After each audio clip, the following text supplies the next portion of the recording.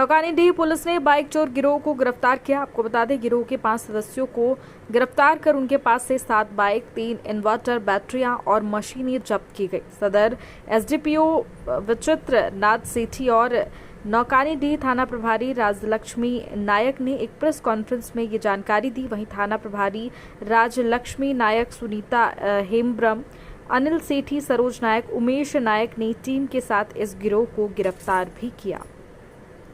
24/7/2025 राति आमर राजघर पोखरी जो हाईस्कूल अच्छी से स्कूल ताला भांगी किसी दुर्बृत्त 4टा इन्वर्टर बैटेरी चोरी करते। हेडमास्टर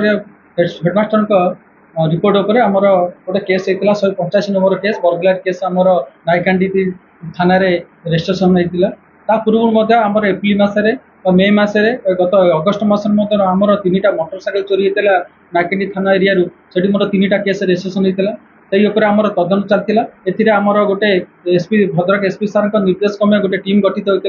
ए आमर राजलक्ष्मी नायक आईआईसी नायकांडी, एसआई एसके मल, एसआई सुनीता हेम्ब्रम, एसआई अनिल कुमार सेठी, कन्स्टेबल सरोज नायक एमती गोटे टीम रे माने सदस्य थिले। से माने विभिन्न दिगरु खबर संग्रह करी माने तदंत करुथिले। तदंत करे जना पड़ला जे नायकांडी एरिया रे किछि प्रोफेशनल चोर आदरे इन्वॉल्व अछंती, तथा तपन कुमार बेहेरा, मुतुना आलियास चित्तरंजन और प्रदीप महांती, गुगुलू आलियास उमाकांत बंध, मुन्ना आलियास धनंजय नायक और बुल्टू आलियास प्रफुल्ल सेठी से आणिकी इंटरोगेशन धरिकी इंटरोगेशन कले जना पड़े से प्रोफेशनल मोटरसाइकेल चोरी करती, एरिया रे मध्य बर्गलारी करती। तादेह जड़े अच्छी जे कि ग्यारेज करुच्ची गुगुली आलियास उमाकांत बंध, से कौन करे विभिन्न मोटरसाइकेल को चोरी कर आनला से नंबर प्लेट को चेंज कर दिए और तार जो 33 नंबर इंजिन नंबर मतलब चेंज कर एरिया रे मतलब विभिन्न एरिया आमर भद्रक जिलार विभिन्न थाना एरिया रे से मोटरसाइकेल बहुत सस्ता दारे लोक को बिक्री करती। तेणु आम चढ़ाऊ करी